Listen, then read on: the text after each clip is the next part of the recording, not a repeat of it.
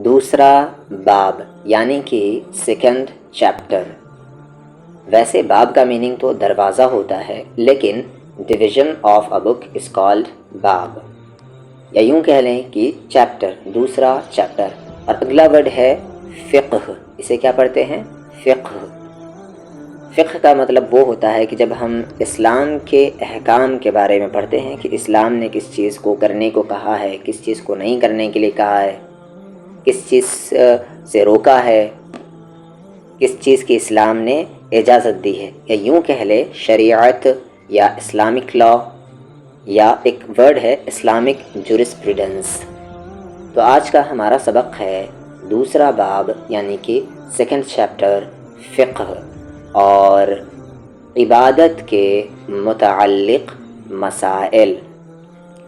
عبادت یعنی کہ ورشپ، جسے آپ پوجا کہتے ہیں یا بندگی کہتے ہیں، تو عبادت یعنی کہ ورشپ، متعلق یعنی کہ ریلیٹڈ، مسائل ویسے تو مسئلہ اور اس کا پلورل ورڈ ہے مسائل یعنی کہ پرابلمز، لیکن یہاں پر اس کا میننگ ہے پرنسپل۔ عبادت کے متعلق مسائل یعنی کہ ہم کہہ سکتے ہیں پرنسپلز ریلیٹڈ ٹو ورشپ۔ کافی اہم چیپٹر ہے اسلام کی بیسکس سمجھنے کے لیے۔ اسلام کے بنیادی فرائض۔ بنیادی کا میننگ ہوتا ہے بیسک، اور فرض کا پلورل ورڈ ہے فرائض۔ فرائض یعنی کہ ڈیوٹیز، فرض یعنی ڈیوٹی، کہتے ہیں نا یہ میرا فرض ہے، یعنی یہ میرا ڈیوٹی ہے، تو فرائض ڈیوٹیز۔ فرض کسے کہتے ہیں؟ اللہ تعالیٰ کا جو حکم یقین سے ثابت ہوا،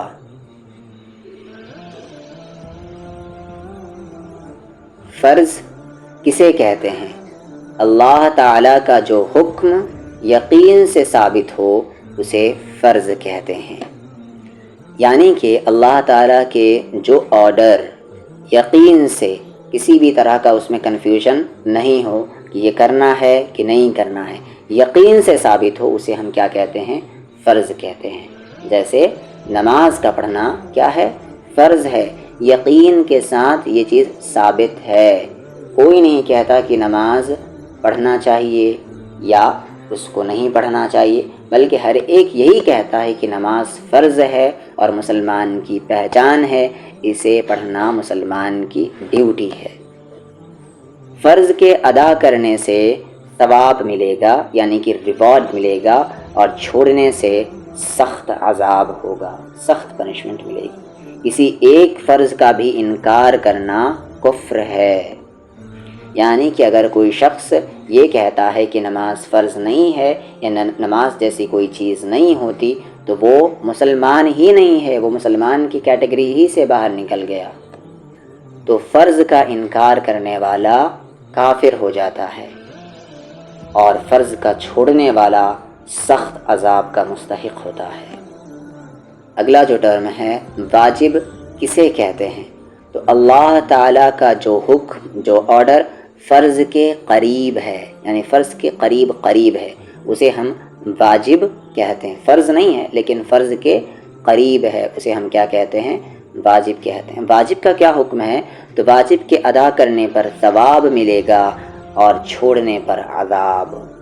واجب کا انکار کرنا گناہ ہے۔ واجب کی قضا فرض کی طرح ضروری ہے، یعنی واجب اگر کوئی چیز آپ سے چھوٹ جائے تو اس کی قضا، اس کو بعد میں ادا کرنا ضروری ہے۔ جیسے وتر کی نماز کیا ہے؟ یہ واجب ہے۔ سنت کسے کہتے ہیں؟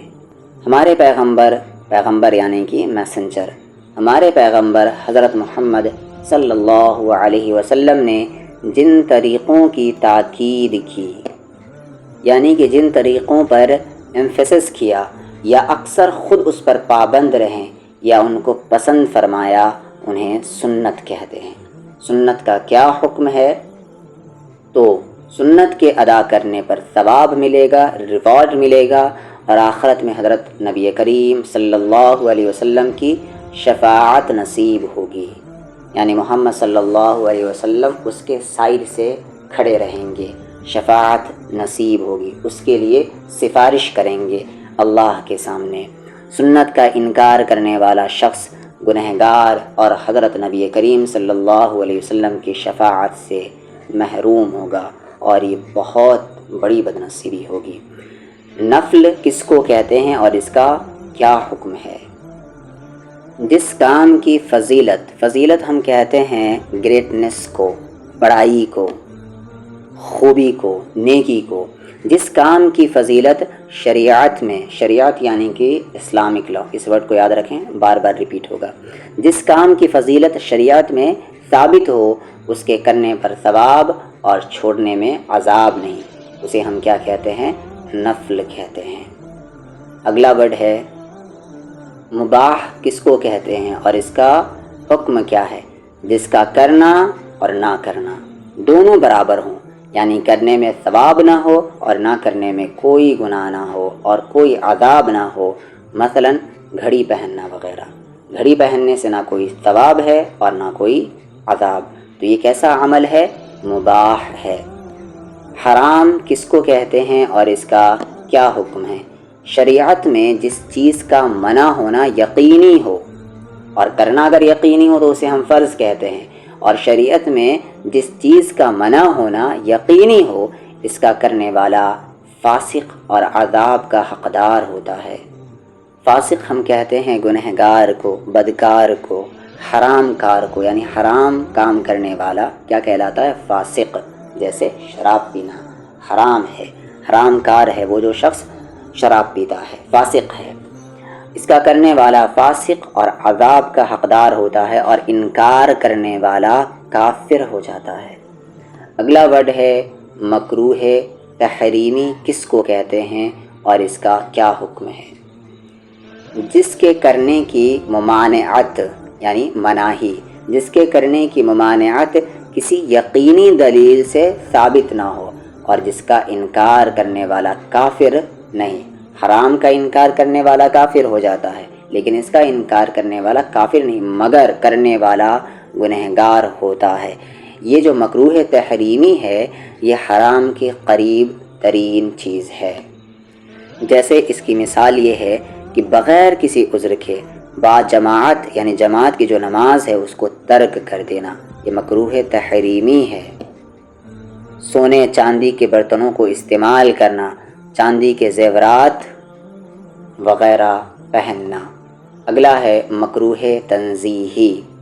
مکروہ تنزیہی کیا ہے اور اس کا کیا حکم ہے؟ تو مکروہ تنزیہی اس کام کو کہتے ہیں جس کے چھوڑنے میں ثواب ہے اور کرنے میں عذاب تو نہیں، لیکن یہ ایک قسم کی برائی ہے۔ مکروہ تنزیہی کی مثال ہے جیسے محرم الحرام کی صرف 10ویں تاریخ کا روزہ رکھنا۔ اسلام میں بنیادی فرائض کتنے ہیں، یعنی کہ بیسک ڈیوٹیز کتنی ہیں؟ تو اسلام میں بنیادی فرائض 5 ہیں، اسے ہم پلرز آف اسلام بھی کہتے ہیں۔ پہلا فرض کلمہ شہادت پڑھنا، یعنی زبان سے اس یقین کا اظہار کرنا کہ اللہ ایک ہے، وہی سچے معبود ہیں یعنی عبادت کے لائق ہے، اور محمد صلی اللہ علیہ وسلم اس کے رسول ہیں۔ دوسرا فرض نماز، تیسرا فرض زکوٰۃ، چوتھا فرض روزہ، پانچواں فرض حج۔ اسلام کا دوسرا رکن نماز کس پر فرض ہے؟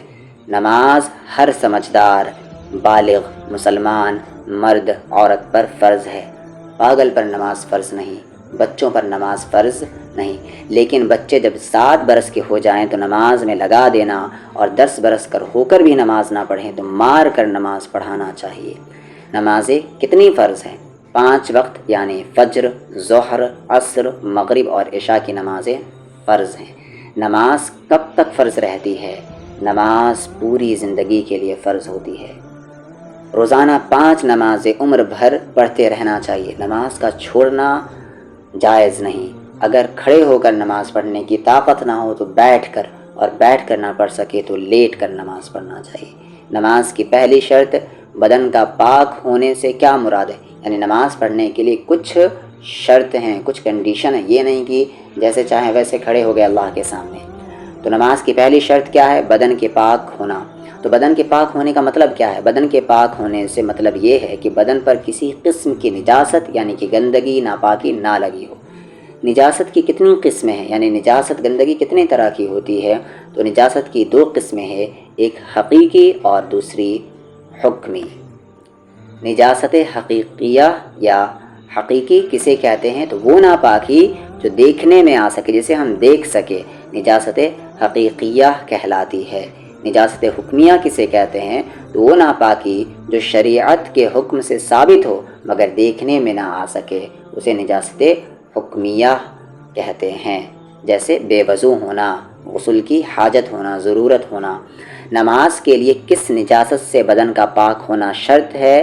تو نجاست حقیقیہ اور حکمیہ دونوں قسم کی نجاست سے بدن کا پاک ہونا نماز کے لیے شرط ہے۔ نجاست حکمیہ کی کتنی قسمیں ہیں؟ تو دو قسمیں ہیں، حدث اصغر یعنی کہ چھوٹی نجاست، چھوٹی گندگی، حدث اکبر یعنی کہ بڑی نجاست۔ نجاست حکمیہ کیا ہے؟ ویسی نجاست جسے ہم اپنی آنکھوں سے نہ دیکھ سکے، اسے ہم نجاست حکمیہ کہتے ہیں۔ اور حقیقی کسے کہتے ہیں؟ جسے ہم دیکھ سکیں۔ حدث اصغر یعنی کہ چھوٹی نجاست حکمیہ یعنی بے وضو ہونا، اور حدث اکبر یعنی غسل کی ضرورت ہونا۔ چھوٹی نجاست حکمیہ سے بدن پاک کرنے کا طریقہ کیا ہے؟ تو چھوٹی نجاست حکمیہ سے بدن وضو کرنے سے پاک ہو جاتا ہے۔ وضو کرنے کا مکمل طریقہ دیکھیں، یہاں پر اس سے پہلے بھی آ چکا ہے لیکن یہاں پر مختصر طور پر دیکھ لیں۔ نمبر 1، قبلہ رو بیٹھو، ہو سکے تو، ضروری نہیں ہے۔ وضو شروع کرتے وقت بسم اللہ پڑھو اور وضو کی نیت کرو کہ پاک کس لیے ہو رہا ہوں؟ اللہ کے لیے۔ پہلے دونوں ہاتھ ریسٹ یعنی پہنچو تک 3 دفعہ دھو، اس کے بعد کلی کرو اور مسواک کرو۔ اگر مسواک نہ ہو تو دانتوں پر انگلی پھیرو، پھر ناک میں پانی ڈالو اور ناک صاف کرو۔ پھر پیشانی کے بالوں سے ٹھوڑی یعنی کہ چن کے نیچے تک اور دونوں کانوں کی لو تک ایئر ٹو ایئر چہرہ دھو۔ چہرہ دونوں ہاتھوں سے 3 دفعہ دھو۔ پھر کوہنیوں کے ساتھ دونوں ہاتھ 3 دفعہ دھو، پہلے دائنا ہاتھ دھو پھر بائنا ہاتھ۔ اس کے بعد ہاتھوں پر پانی ڈالو اور دونوں ہاتھوں سے 1 مرتبہ پورے سر اور کانوں کا مسح کرو، 1 مرتبہ مسح۔ مسح سے فارغ ہو جاؤ تب دونوں پیر ٹخنوں سے اوپر تک 3 دفعہ دھو، پہلے دایاں پھر بایاں۔ وضو کرتے وقت دنیا کی باتیں نہ کرو، زیادہ پانی خرچ نہ کرو، اس طرح پانی وضو پر نہ مارو یعنی باڈی پارٹس پر نہ مارو کہ دوسرے پر چھینٹے اڑیں۔ وضو میں مسح سر، کان اور گردن کا صرف 1 مرتبہ ہوگا اور باقی وضو کو 3 مرتبہ دھونا ہے۔ وضو کے بعد کی دعا ہے اشہد ان لا الہ الا اللہ وحدہ لا شریک لہ واشہد ان محمدا عبدہ ورسولہ اللہم اجعلنی من التوابین واجعلنی من المتطہرین۔ مکمل وضو کرنے کا فائدہ یہ ہوگا کہ قیامت کے دن یہ تمام حصے نورانی ہوں گے، چمکدار ہوں گے، اور اسی نور سے حضرت محمد صلی اللہ علیہ وسلم اپنے امتی کو پہچانیں گے۔ چنانچہ ایک مرتبہ اللہ کے رسول اللہ صلی اللہ علیہ وسلم کے ساتھیوں نے دریافت کیا، پوچھا یا رسول اللہ، میدان قیامت میں جہاں ساری دنیا کے بے شمار انسان ہوں گے، آپ اپنے امتیوں کو کس طرح پہچانیں گے؟ آپ ہمیں کیسے پہچانیں گے؟ محمد صلی اللہ علیہ وسلم نے فرمایا، میرے امتیوں کی پہچان یہ ہوگی کہ ان کے ہاتھ پاؤں وضو کے اثر سے چمکدار ہوں گے، نورانی ہوں گے۔ یاد رکھو، مکان پر وضو کر کے مسجد میں جاؤ، اس کا ثواب زیادہ ہے، کیونکہ اس صورت میں وضو کرنے کے بعد سے ہی نماز پڑھنے کا ثواب ملنے لگتا ہے۔ نبی کریم صلی اللہ علیہ وسلم نے فرمایا، مکان سے وضو کر کے جانے سے ہر ایک قدم پر 1 نیکی ملتی ہے اور 1 گناہ معاف ہوتے ہیں۔ سبحان اللہ۔ نواقض وضو یعنی وضو توڑنے والی چیزوں کا بیان۔ فضلات کا نکلنا یعنی کہ واش روم کا یوز کر لینا یا ان دونوں راستوں سے کسی چیز کا نکل جانا، بدن کے کسی حصے سے ناپاکی کا نکل کر بہہ جانا، منہ بھر قے کرنا، لیٹ کر یا سہارا لگا کر سونا، بیماری یا کسی اور وجہ سے بے ہوش ہو جانا، اس سے وضو ٹوٹ جاتی ہے۔ جنون یعنی کہ پاگل ہو جانا، نماز میں قہقہا مار کر کھلکھلا کر ہنسنا، بدن کے کسی حصے سے ناپاکی یعنی خون پیپ کے صرف نظر آنے سے وضو ٹوٹ جاتا ہے، یا کوئی اور بھی شرط ہے تو صرف نظر آنے سے وضو نہیں ٹوٹتا، بلکہ شرط یہ بھی ہے کہ اپنی جگہ سے بہے اور اس حصے تک پہنچے جو وضو یا غسل میں دھویا جاتا ہے۔ اگر ناپاکی کے کسی ایسے حصے کی طرف تھوڑی بھی بہہ جائے تو وضو ٹوٹ جائے گا۔ مثلا آنکھ میں، مثال کے طور پر آنکھ میں خون نکل کر آنکھ کے اندر بہا، آنکھ کے باہر نہ نکلا تو وضو نہیں ٹوٹے گا، کیونکہ آنکھ کے اندر کا حصہ نہ وضو میں دھونا فرض ہے نہ غسل میں۔ اسی طرح اگر خراش لگ جانے سے خون ظاہر ہو گیا، بہا نہیں، تو وضو نہیں ٹوٹے گا۔ اگر زخم پر خون ظاہر ہوا، اسے انگلی یا کپڑے سے صاف کر لیا، پھر ظاہر ہوا، پھر صاف کر لیا، کئی بار ایسا کیا تو وضو ٹوٹا یا نہیں؟ تو یہ دیکھو کہ اگر خون صاف نہ کیا جاتا تو بہہ جانے کے لائق تھا یا نہیں۔ اگر اتنا تھا کہ بہہ جاتا تو وضو ٹوٹ گیا، اور اگر اتنا نہیں تھا تو وضو نہیں ٹوٹا۔ قے میں کیا چیز نکلے تو وضو ٹوٹے گا؟ قے میں پت یا خون یا کھانا یا پانی نکلے اور منہ بھر کر ہو تو وضو ٹوٹ جائے گا، اور اگر خالص بلغم نکلے تو وضو نہیں ٹوٹے گا۔ اگلا سوال ہے کہ اگر تھوڑی تھوڑی قے کئی مرتبہ ہوئی تو کیا حکم ہے؟ اگر ایک متلی سے کئی بار قے ہوئی اور ان سب کو جمع کیا جائے تو اتنی ہو کہ منہ بھر جائے، تب وضو ٹوٹ جائے گا۔ اور اگر متلی کئی بار ہوئی اور ہر متلی کے بعد تھوڑی سی قے ہو گئی، مثلا ایک مرتبہ متلی ہوئی اور تھوڑی سی قے ہو گئی، پھر وہ متلی جاتی رہی اور دوبارہ متلی پیدا ہو کر تھوڑی سی قے ہوئی، تو ان دونوں مرتبہ کی قے کو جمع نہیں کیا جائے گا اور وضو نہیں ٹوٹے گا۔ بدن میں کسی جگہ پھنسی ہو، اس میں سے خون یا پیپ کا دھبا کپڑے میں لگ جاتا ہے، تو کپڑا پاک ہے یا ناپاک؟ اگر خون یا پیپ نکل کر بہنے کے لائق نہیں ہے اور کپڑا لگنے سے دھبا آ گیا ہے تو کپڑا پاک ہے، لیکن پھر بھی دھو ڈالنا بہتر ہے۔ قے اگر منہ بھر کر نہ ہو تو ناپاک ہے یا نہیں؟ تو ناپاک نہیں ہے۔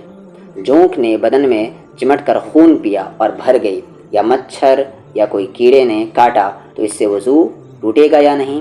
تو جونک کے خون پینے سے وضو ٹوٹ جائے گا، اگرچہ یہاں پر چھڑانے کے بعد اس کے کاٹے ہوئے زخم سے خون نہ بہے، کیونکہ جونک اتنا خون پی جاتی ہے کہ اگر وہ خون بدن سے نکل کر اس کے پیٹ میں نہ جاتا تو یقیناً بہہ جاتا۔ اور مچھر پسو کے کاٹنے سے وضو نہیں ٹوٹتا، کیونکہ یہ بہت تھوڑا سا خون پیتے ہیں جو بہنے کے لائق نہیں ہوتا۔ کس نیند سے وضو نہیں ٹوٹتا؟ تو کھڑے کھڑے یا بغیر سہارا لگائے ہوئے بیٹھ کر سونے یا نماز کی کسی حالت میں سونے سے وضو نہیں ٹوٹتا، جیسے سجدہ میں سو گیا یا تحیات پڑھنے کے وقت سو گیا تو وضو نہیں ٹوٹے گا۔ کیا کوئی ایسا بھی ہوا ہے کہ اس کے نیند سے وضو نہیں ٹوٹتا؟ ہاں، اللہ کے نبی وہ پاک بندے ہیں کہ ان کا وضو نیند سے نہیں ٹوٹتا، ان کا دل سونے کے حالت میں بھی جاگتا ہے۔ قہقہا کا کیا مطلب ہے؟ قہقہا کا مطلب یہ ہے کہ اتنی زور سے ہنسنے کہ اس کی آواز دوسرے پاس والے سن سکے، یعنی اتنی آواز ہو کہ پاس والا سن لے تو اسے ہم قہقہا کہتے ہیں۔ کیا ہر شخص کے قہقہے سے ہر ایک حالت میں وضو ٹوٹ جاتا ہے؟ ایسا نہیں ہے، بلکہ وضو اس وقت ٹوٹے گا جب کہ نماز کی حالت میں قہقہا لگائے، یعنی ایسے ہنسنے سے وضو نہیں ٹوٹتا، لیکن نماز کے حالت میں قہقہا لگانے سے وضو ٹوٹ جاتی ہے۔ قہقہا مارنے والا بالغ ہو، مرد ہو یا عورت ہو، بچے کے قہقہا سے وضو نہیں ٹوٹتا۔ جاگتے میں ہنسا ہو، لہٰذا اگر نماز میں سو گیا اور سوتے میں ہنسا ہو تو نماز تو جاتی رہے گی مگر وضو نہیں ٹوٹے گا۔ جس نماز میں ہنسا وہ رکوع سجدہ والی نماز ہو، جنازے کی نماز میں اگر کوئی قہقہا لگا کر ہنس پڑے تو اس کا وضو نہیں ٹوٹتا۔ کیا اپنے آپ کو یا دوسرے کو ننگا دیکھنے سے وضو ٹوٹ جاتا ہے؟ نہیں، لیکن کسی کے سامنے ننگا ہونا اور کسی ننگے کو دیکھنا بہت بری بات ہے۔ جسم کی مردہ کھال کے اترنے سے یا مردہ گوشت کے گر جانے سے یا ناخن یا بال کٹوانے سے وضو ٹوٹ جاتا یا نہیں؟ تو نہیں، بشرطے کہ خون یا راد یا پیپ نہ نکلے۔ اگر تھوک میں خون آئے تو کس صورت میں وضو ٹوٹے گا؟ اگر خون تھوک سے زیادہ ہے یا برابر ہے تو وضو ٹوٹ جائے گا، ورنہ نہیں۔ یہ برابری یا زیادتی کیسے معلوم ہوگی؟ اگر تھوک پیلا ہے تو تھوک زیادہ ہے، خون کم ہے، اور اگر تھوک لال ہو جائے تو تھوک اور خون برابر مانے جائیں گے، اور اگر گہرا لال تھوک ہو تو خون زیادہ اور تھوک کم ہے۔ یہ تمام تفصیل صرف اس صورت میں ہے جبکہ خون مسوڑھوں سے آ رہا ہو۔ اگر سر یا سینہ وغیرہ سے خون آیا ہو تب بھی یہی حکم ہے۔ اگر سر یا سینہ سے خون آ رہا ہو تو ہر صورت میں وضو ٹوٹ جائے گا، چاہے خون تھوک سے زیادہ ہو یا کم۔